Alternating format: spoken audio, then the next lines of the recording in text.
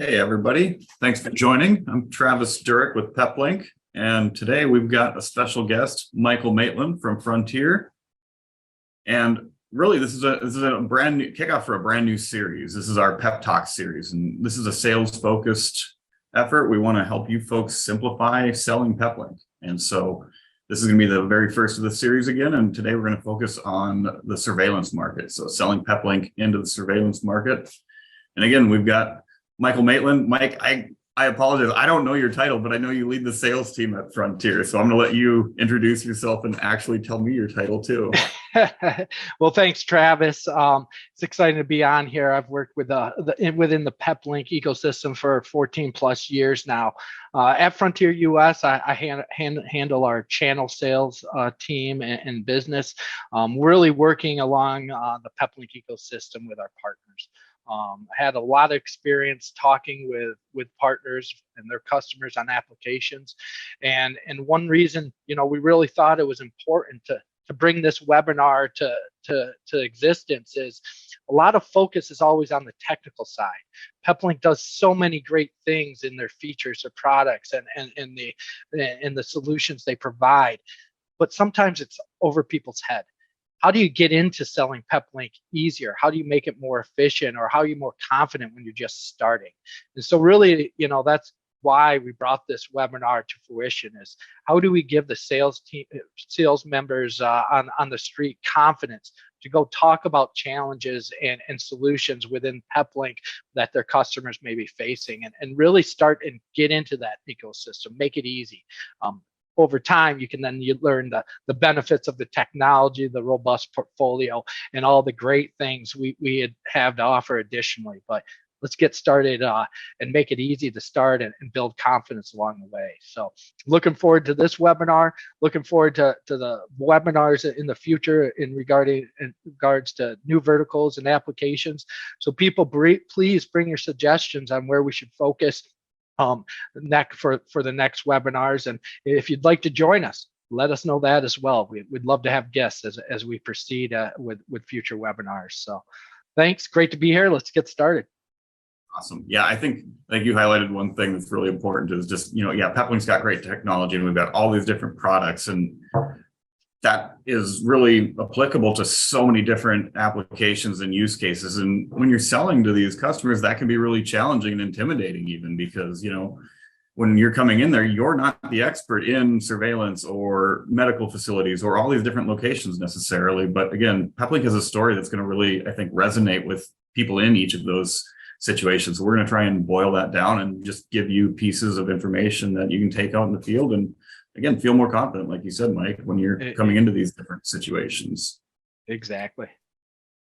So with that, like I said, there's a lot of common challenges out there. And I think the things that we'll talk about here probably would apply in a lot of different other markets. But again, today we're here to talk about surveillance, and we're going to just keep peeling this back and go market to market in this webinar series. But Mike, what are some of the challenges over the years that you've seen when you come into surveillance networks and customers trying to kind of improve their connectivity there?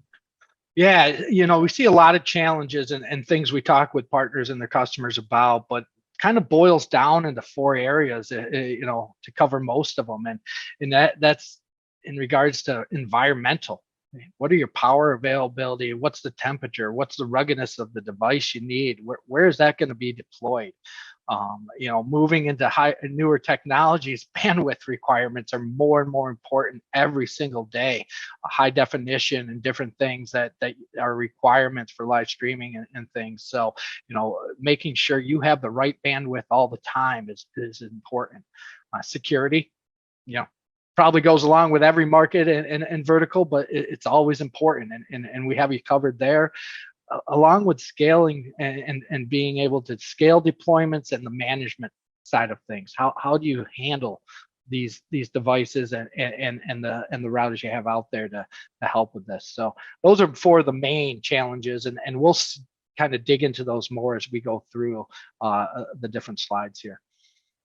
Yeah, and I think those challenges are all things that we've got good stories to tell. Again, and it applies in this market, but lots of other markets too. But the thing that I see a lot is, people try and just think there's a natural tendency to just try and offer the lowest dollar solution, right? Anytime you come into a new customer, a new project, it's just like, here's the lowest price device, and man, I hope this wins, right? And sometimes you're going to win on that, right? But that doesn't always hold up when you actually look at all these challenges that you've talked about, right? And so, with Peplink, the blessing and the curse maybe is that we've got a lot of devices to choose from. So again, we're going to help boil that down for you and help you kind of like give you some guideposts so that kind of when to use the BR1 Mini versus an EPX, right? There's a huge gap in between there, but again, we're going to try and simplify that for you. And so we've broken it down into 4 tiers. And Mike, I think this is something that you've really grabbed onto and helped us kind of expand ourselves. And so I'd like you to just kind of walk through these 4 tiers with us and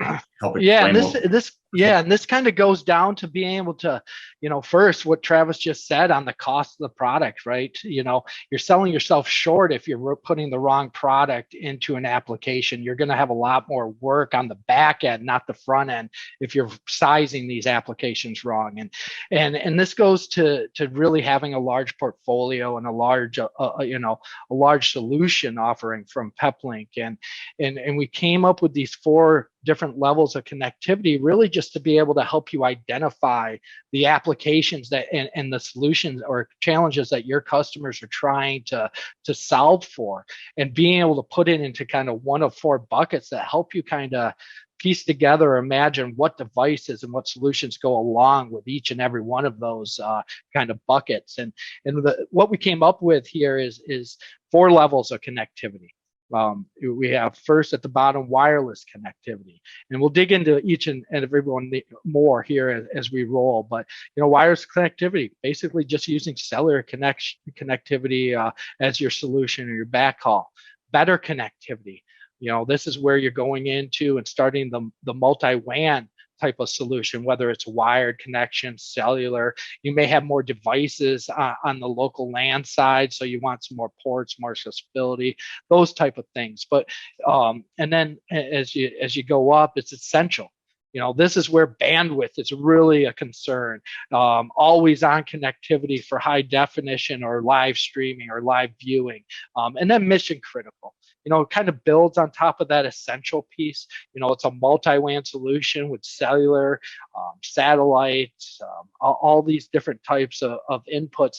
But if you don't have connectivity with these critical connectivity options, it might be life or limb. It might be a liability. So, those are kind of what you want to be digging into with your customers and trying to identify where they fall. And then it's easier to identify the product and the hardware that goes along with that, and also adjust and talk on the price point, because that's always a part of it.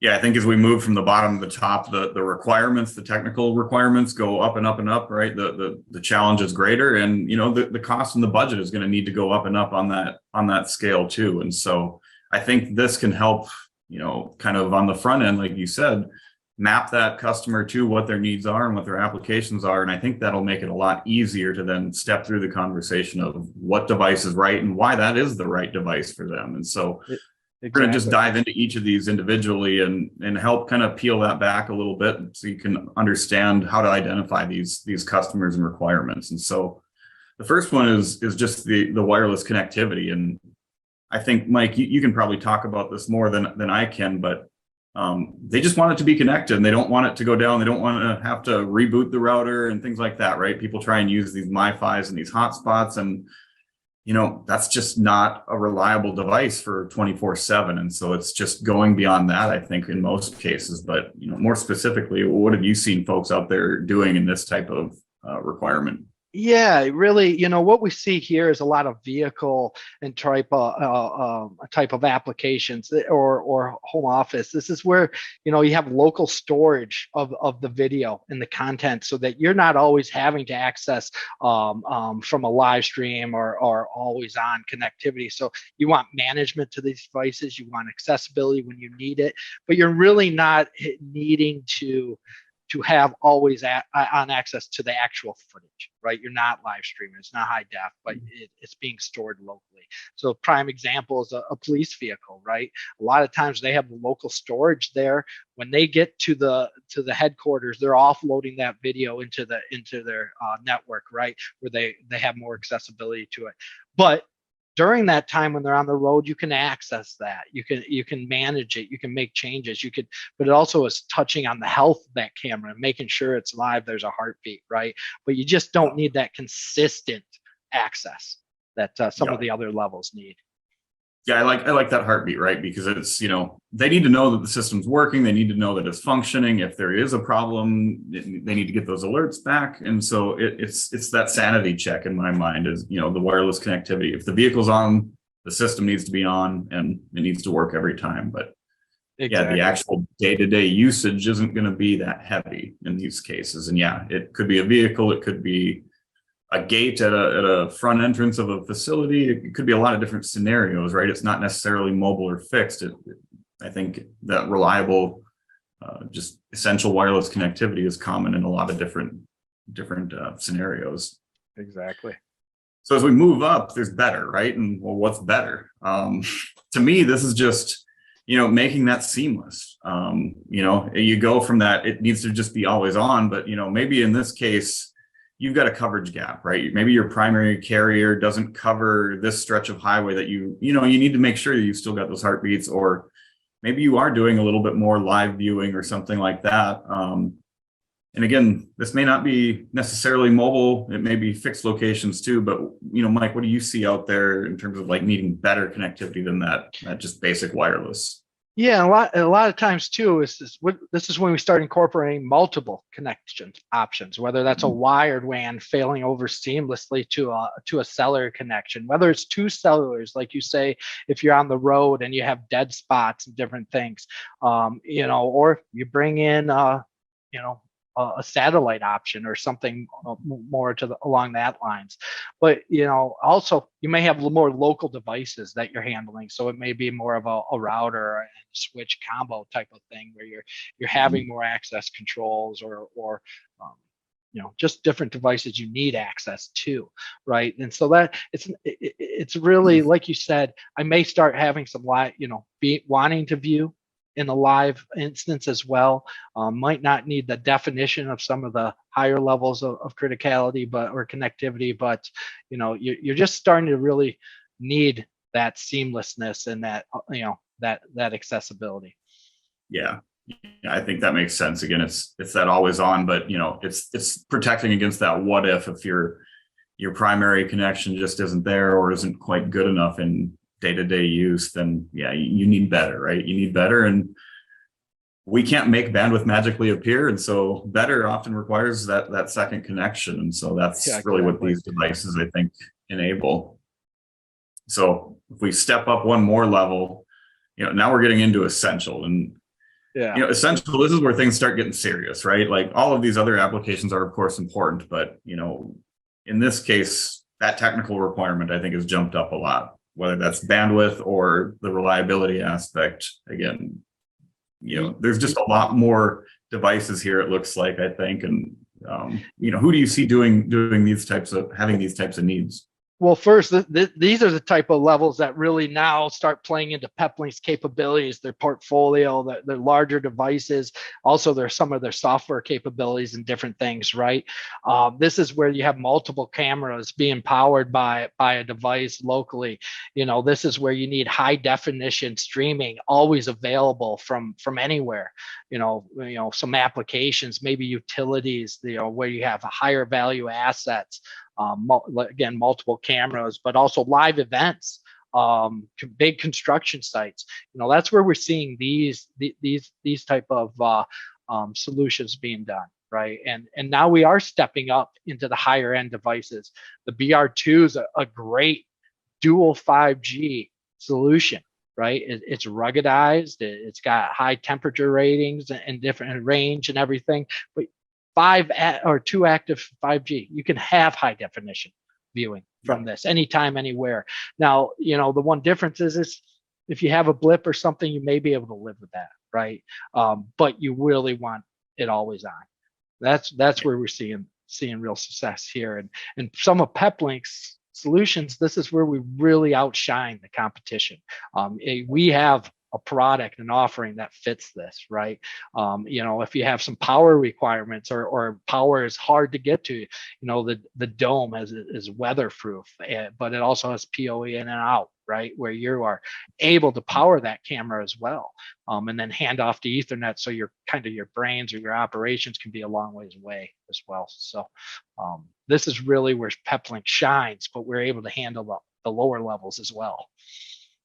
Yeah, and I think one thing that, like you said, this is really where our technology and our portfolio really come together and tell a much better story than the competition out there. When you've got a dual 5G device, number one, some people recognize the need for that, right? And there's other people that make dual 5G devices, but they don't make them work the same way that Peplink does, right? And so SpeedFusion is that software layer that adds the real value to the customer in this case, right? So yeah, I can take 2 5G connections and I can take 1 camera stream and make that better. I can make that faster.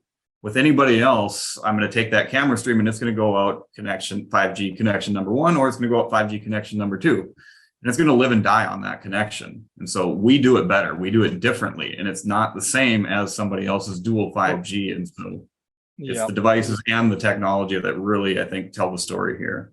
Yeah, and this is something that I've kind of piggybacked off you from, Travis, in the past is, we compete against other manufacturers or hardware manufacturers and different things, and we create great hardware.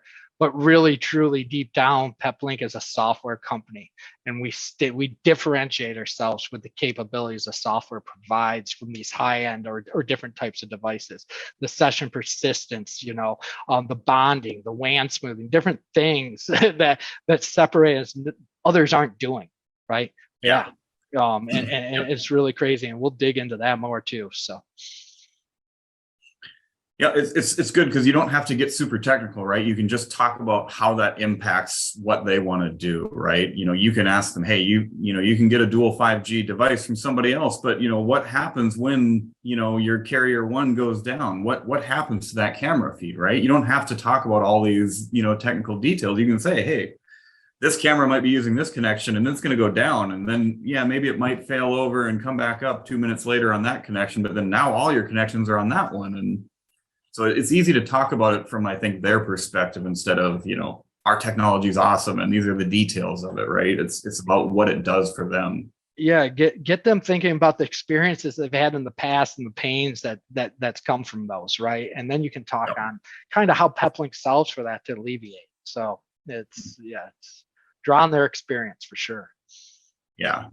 So we move up to the top of the tier, and again, we just shine even brighter here because the scalability doesn't end. I think this is similar to the essential connectivity, but it's just more important. It's life and limb at stake, or millions of dollars, right? This is just absolute big liability, big risk type of situations, and we've got solutions to speak to that. But who do you see doing these types of requirements or having these types of requirements? A lot of times in this area, we're looking at, public safety with mobile command vehicles. We're looking at healthcare with mobile health clinics and different things like that, but also from their headquarters side of things, where they may have fiber and multiple 5Gs for true business critical failover or application failover. We're seeing a lot, energy grids, utilities, where it's really, you need all this access and you need it all the time. And if it goes down and you don't see that, there's a true liability that was created, right? And like Travis said, our hardware, our portfolio, our solutions really play into this, and we succeed and we shine in these type of applications. No one else can really even come close to what we're able to do here. And it doesn't matter if it's multiple cellular, or you have Wi-Fi as WAN, or you're using satellite connections of any type. I mean, Peplink's so capable of adding and using all those different types of selections to give what you need, or give the solution you need, all access all the time. Yeah, and I think there's some fun stuff here too, because you can go outside of really what people even realize is possible. I mean, we've got a lot of customers doing teleoperations of vehicles, right? Driverless vehicles where they're driving it from Michigan, but the car's in New York and things like that. And that's not science fiction. I'm talking about real Peplink customers, multiple Peplink customers doing that. And they need that video to be absolutely smooth and clean and work every time, right? It's really can't go down. Can't go down right? when you're driving a car, right? Or a airplane or a helicopter. I mean, there's some pretty cool stuff out there being done. Yeah, it's all possible. And I think the other fun story, if as we look back down to the other levels, is these high-end devices, they have the same exact software running inside of them as that $300 some BR1 Mini, right? It's the same code, it's the same technology all the way up and down the stack. And I'm not saying that BR1 Mini is the right fit for this application. It's not, but that code base, that stability, and that technology is all there. And it's just about, sizing the devices to their requirements and their needs and what their context is. But again, behind it all, it's the same stable, reliable, powerful technology. So it just tells a really great story, even if there's a lot to pick from and it's kind of overwhelming at first. It's exactly. It's just a matter of sizing it right and figuring out what they really need. Yeah. And that's the key. It's sizing it right, being confident with your sizing, and being confident when you have to offer more than that lower entry level device, right? Yep. Yeah, I think that's huge, and not getting scared into just offering the cheap solution. Again, being able to speak authoritatively to why that won't work well and why this will work better. And yeah, those are things that again, we're trying to just dig into deeper here with you folks to give you those tools and ammunition to go out and tell that story to people. On the technology side, though, again, this is where things really differentiate. And it's Peplink. We've got so many devices and so many models and so many different form factors that people always look at our hardware, right? And that's kind of impressive because there's just a lot of it there, and we make nice, reliable devices. But we're a software company, and it's the software that makes Peplink different, right? The hardware, lots of people can make a hardware spec sheet that matches our spec sheet. Cool, but it doesn't do the same thing at all. And there's a few pieces of our ecosystem that really do things differently. And so we've got, on the connectivity side, everybody's got their favorite carrier, and we're not trying to change that, right? You're going to pick T-Mobile, AT&T, Verizon, right? Everybody's got their carrier of choice in the US or in other countries. But again, a lot of times one connection just isn't enough. And so we're bringing our own connectivity over the air, out of the box, so that you can add that second connection really seamlessly. You don't have to go out and put another SIM card in it. We've got our SpeedFusion Connect 5G LTE service that you can activate and get that second connection in a kind of on-demand fashion. So you're not hassling with contracts and SIM cards and all that stuff. So just another way to make that actually a reality for somebody without a whole bunch of hassle and expense and administrative work.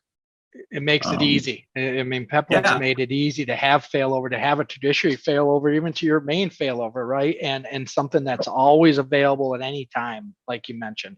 And from a cost or investment standpoint, it's very little, right? And from administrative, it's almost no, right? So it makes it really easy, and you can talk to your customer about always having that last ditch connection. Yeah, you don't have to go get another contract signed up with another carrier and have to go, because frankly, that can be difficult and that can be challenging, and then it just kind of muddies the water sometimes. And so having that kind of neutral option to activate on demand, I think is really, really valuable for people.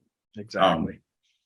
Management is the other piece. Again, when you try and roll these things out and people try and just go with the lowest cost option, they often just overlook and don't realize until it's already too late that, oh my gosh, it's actually a lot of work to manage even 20 devices out in the field, right? If they're in 20 different locations, or, imagine you have 200 or 2,000 devices, that becomes a really huge job and really challenging all of a sudden. And you don't have really detailed, stable, reliable, and feature-full central management. That's going to be really hard for you to actually maintain a happy customer and going down the road, and make sure that deployment and that investment is usable and valuable ongoing, not just day one, right? It's the day 2, day 4, all the other days after you sell it, that's going to make that customer more happy, and again, come back and grow that, instead of have to rethink how they did this and do it differently the next time. Yeah, and In Control's there to help you when you're just starting, right? And you only have a few devices, but you need access. You want management, you want insight, you want alerts, you want different things, right? But we have people that are then scaling that as they grow their business. Maybe they're doing a managed service and they have thousands of devices in here, and they're eliminating truck rolls. They're making themselves more efficient. I mean, there's so much powerful features and tool sets within this that really allow you to take your business and the way you are handling your customers to the next level. And we see it from all sides. So yeah, eliminating truck rolls, I think that's such a huge thing, because customers know how costly and troublesome that stuff is, right? They understand really fast how painful truck rolls are. And so that's one thing I've been successful with in the past, is when we're competing against a cheaper, lower cost solution. My challenge to those customers is always, hey, try one of those and try one of ours. Put those out in the real world and see which one you want to live with. Actually, see which one you want 100 of. See if you actually can handle having 100 of that device versus this device, right? What's that day two experience going to be like? And that's when you can really start to change minds and really, win people over of, oh, I'm actually getting a lot more for this investment than, just saving $50 on the device. I think, that extends even further now with our InTouch service. So you can not only have that similar, scalable management experience on the Peplink device, but now you can do that with the cameras behind that Peplink device. So InTouch lets you remotely access web admin interfaces for cameras, phones, whatever type of device you want. You can do remote desktop, SSH, FTP or RDP, lots of different protocols, lots of different things you can do. But again, you're just making that customer much more scalable, much more nimble, and able to manage those devices after they've deployed them. Yeah, InTouch it shows so much in regards to how Peplink's thinking outside the box, and creating new ways to do things. People have traditionally done out of band management very differently, right? And it takes a lot of different devices or access. InTouch brings it all into one place, right? I mean, and it's easy to set up. I set it up in my home office for some devices behind my VR1 Pro because, and I was able to do it without any training or anything, Now I can access those devices from anywhere. And it's just the power of Peplink right there, and the capabilities and the ways we're thinking to improve or to make things more efficient. And it goes to show, and they keep on doing it. Demoing this stuff to customers is, seeing is believing. When you can show them like, hey, I'm in a web browser over here and I can access that camera over there. People go, oh, wow, that's really useful. I mean, if I had $1 for every time that came up on a phone call now, I probably wouldn't be a millionaire, but it's happening almost every phone call we have now. When we show people that, you can talk about it, but showing them that capability and how simple that is, that really turns the light bulb on for a lot of people. Definitely. So in Control, I'll go into just a few details here. I think, again, centralized control is a really big deal, especially when we talk about the problems we brought up earlier, like security, right? Within Control, you can centralize all your firewall policies so that your 100,000 devices all have the same exact firewall policies, and you've got one place to change that instead of having to go into 100 or 1,000 places and change that. It's scalable, it's seamless, and it just makes that user experience, that management experience, so much easier, and really protects you and your customer.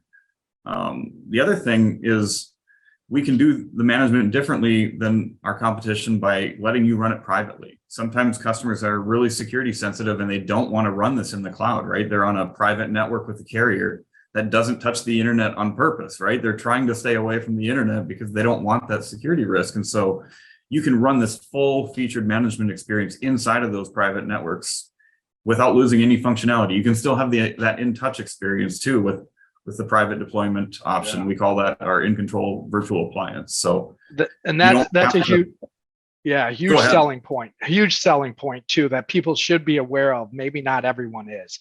You mentioned it may be a want, right? But sometimes it's a must, and it's a have to. Right. And this is something not many others can provide or have a solution for. So make sure if you're not aware of ICVA and this piece, to learn more from from the people you speak with about Peplink, because it can go a long ways for certain applications. Yeah, if you've got a government customer, you can run in control privately in AWS GovCloud, right? In a certified data center that meets that customer's baseline security requirements. That's not possible with I don't know of any other manufacturer that can do that, right? Exactly. That's just an absolute differentiator. And whether, like you said, whether or not they actually utilize that, I think it shows that we're paying attention and we actually listen and, are focusing on what these challenges are with customers. And instead of taking these options away and pushing you into the cloud, you can choose. Exactly. And again, with InTouch, it's just easy, right? You can just log into whatever the heck's behind that Peplink.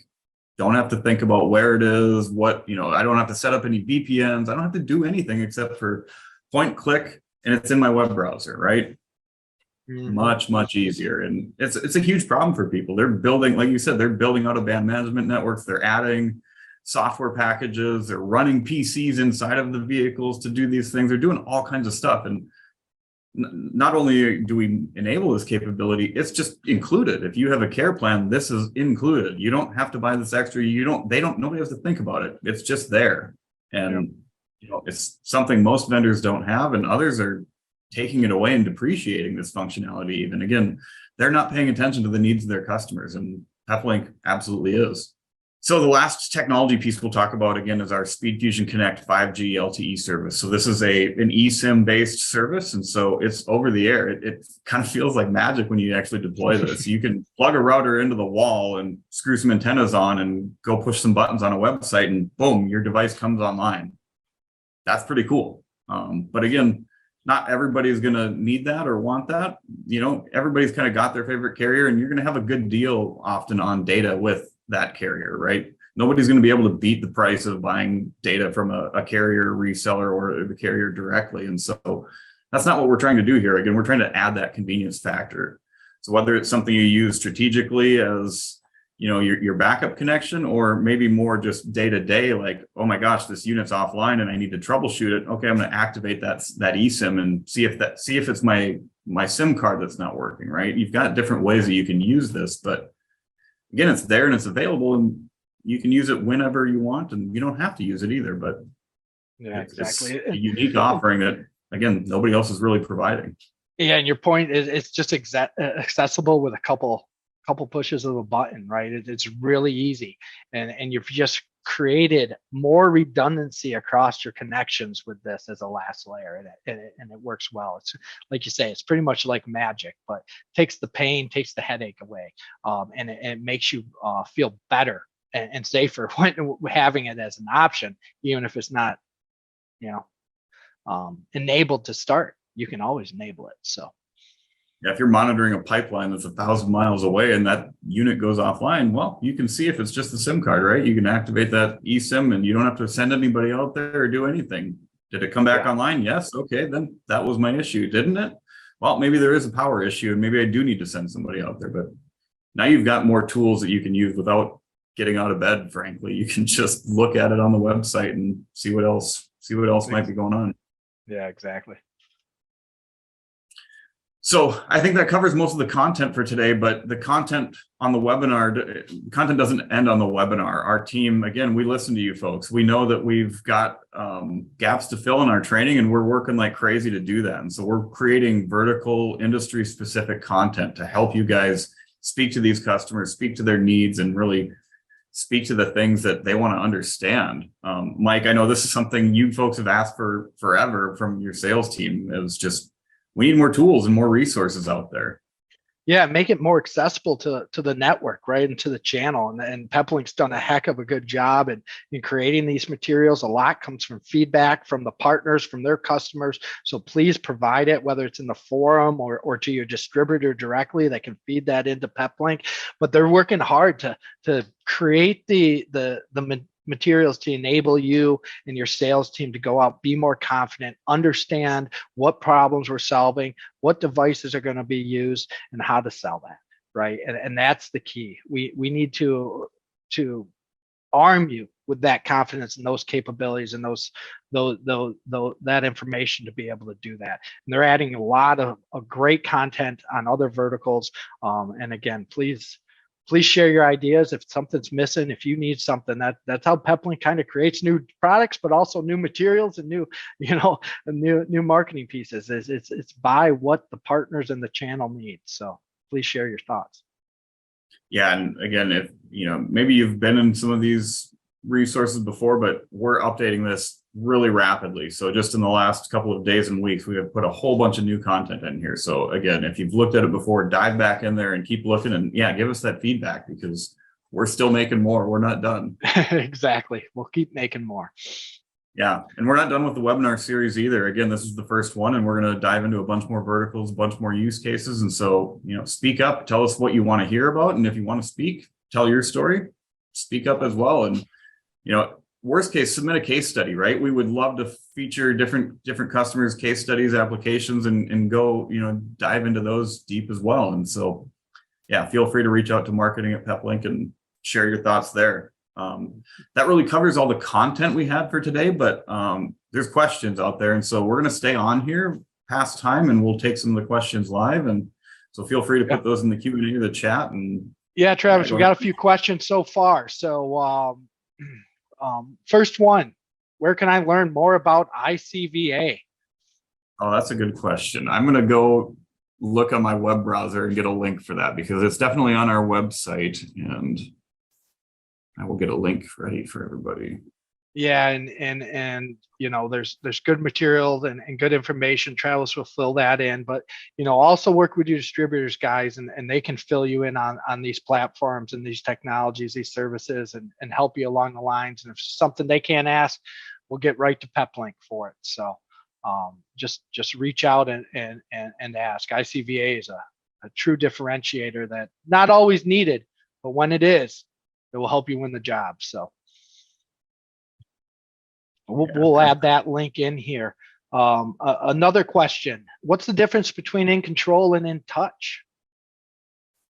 That's a good question. So In Touch is an add-on feature to In Control. So In Control is the browser-based management system that you can manage all your Peplinks, and you can remotely log into your Peplinks. And then In Touch is a feature inside of In Control. So it lets you go from that Peplink device to whatever is plugged in behind that Peplink. So it's just another tool in that web browser. So you don't need a VPN client on your laptop. You don't need a VPN connection to these devices. You just find your client on the client list and In Control, and you click the In Touch button, and you tell it, oh, is this HTTP? Is this HTTPS? Right? Is this remote desktop? You just choose from the drop down. It's going to automatically fill in the IP address of that device, and you just put in the few parameters you need to actually connect to it, and press connect, and then that shows up in your web browser. So if it's remote desktop, it's in a browser tab. You're not using third-party software or anything. It's just right there in the browser. Yeah. A couple of good questions coming up. So is adding more devices with PoE capabilities on the roadmap? So they're great for security and surveillance. Yeah, the roadmap is always influenced by customers. So speaking up here is great, but send sales@peplink.com, marketing@peplink.com.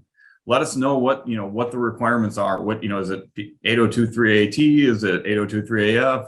How many ports you need? What type of connectivity you need? Just give us some details on, what the use case is, what the scenario is. And, the more people that ask for that, the more likely we are to do that. And so whether it's, emailing us or putting it on the forum's often very helpful, because you can get that kind of groundswell response from other people in the community too. And, for me, that's just a great segue to talk about, forum.peplink.com. We have just an awesome, powerful community. There are so many just super smart people out there sharing just really detailed information about how they're succeeding in these different use cases. And so, again, there's lots of friends out there that probably want the same thing. And speak up there, I think, is one of the best places. But I'll add one thing. I think this is top of mind. So bring your thoughts, bring your ideas. But yes, it's something that's been talked about. So last one that we have so far, but please feel free to add more. Are Peplinks compatible with the Palo Alto agentless global ProTech VPN? I'm not sure. I'm not familiar with that. I mean, I'm very familiar with Palo Alto and used them over the years. They're a great security device and company, but yeah, I'm not familiar specifically with what the requirements or if it's a clientless VPN, I'm not sure what the requirement from the Peplink side would be, but I think that's a good one to either put in the forum or email into marketing at Peplink and ask, if you can give us a little bit more details on that, then I think we can dig into that more specifically. Yeah. And we find we're compatible with a lot of VPN solutions from other manufacturers, but it does need to be looked at case by case and individually. So bring it to us and we'll help dig into that and see how we make it work. We see VPNs go across the SpeedFusion VPN in applications, and from an IPsec standpoint, you can connect some. So just let us know and we'll dig in more on that. So I see a question on the IP55 device. That is an older device, and so it doesn't have a direct replacement at the moment that I'm aware of. I think the Dome devices are the most easy device to speak about there because it fits a similar form factor in terms of outdoor, and it also provides a similar capability in terms of PoE input and then PoE output. So there's a port splitter there that you can have that PoE in and PoE out, hang a camera off of that device. So I think that's the most direct replacement, but there isn't like a new hardware revision specifically of that IP55 yet that I'm aware of. But yeah, those HD1 domes, HD2 domes, I think are the easiest place to look for a similar product there. Yeah. I think the other piece that we hear a lot about on the security side is just, people are really concerned about where devices are manufactured. There's a few different pieces of US legislation, NDAA, TIAA compliance. Those are things that Peplink is all compliant with. And so, when the security question comes up, that's often a question is where is this device manufactured? Taiwan is always the answer for us. And, if they need official certification that we are in compliance with those requirements, that's something we're absolutely happy to provide a signed company certification that yes, we are actually compliant with those security requirements. So those are easy conversations. We've not had any problems with those conversations. We've not hit any barriers that we were not able to overcome and actually sell to that customer with. And I don't think your experience has been different, Mike, on that one. No, I mean, we sell into a lot of space that would be a concern, and that's looked at heavily, right? And it's never been said that, or at least in my experience from working with the customer or through our partners or feedback from the partner, that's been a stopgap, right? That they couldn't move forward with Peplink because of this issue. Right. It is on the, it's obviously a top of mind subject, especially with everything going on. But it's nothing that's ever held us back from winning a deal or getting the product into the agencies or clients, wherever it may go. So, yeah, again, I think oftentimes it really comes back to, our security architecture is just much better than a lot of other people's, right? You can take any piece of our solution and completely privatize it, put that in a zero internet access environment. And I don't know any other vendors that can really say that and still maintain that central management and all those features, right? So, absolutely those requirements are important and those checks need to be checked. But, when you come to the day-to-day realities of what security really is, running everything in the cloud is a big problem for people. And so having those options and those tools to really lock things down often is the eye opener for customers that, oh, this is a more secure solution. Well, cool. Right. I think that wraps up all the questions. Yeah. Mike, this is great. Thanks so much. And thank you everybody for joining. Yeah, thank you, everyone. Thank you, Travis. Look forward to continuing this series as we move forward. Everyone, remember, please give your suggestions, and if you'd like to be a part of it, let us know. Talk to you soon. All right. Bye, folks.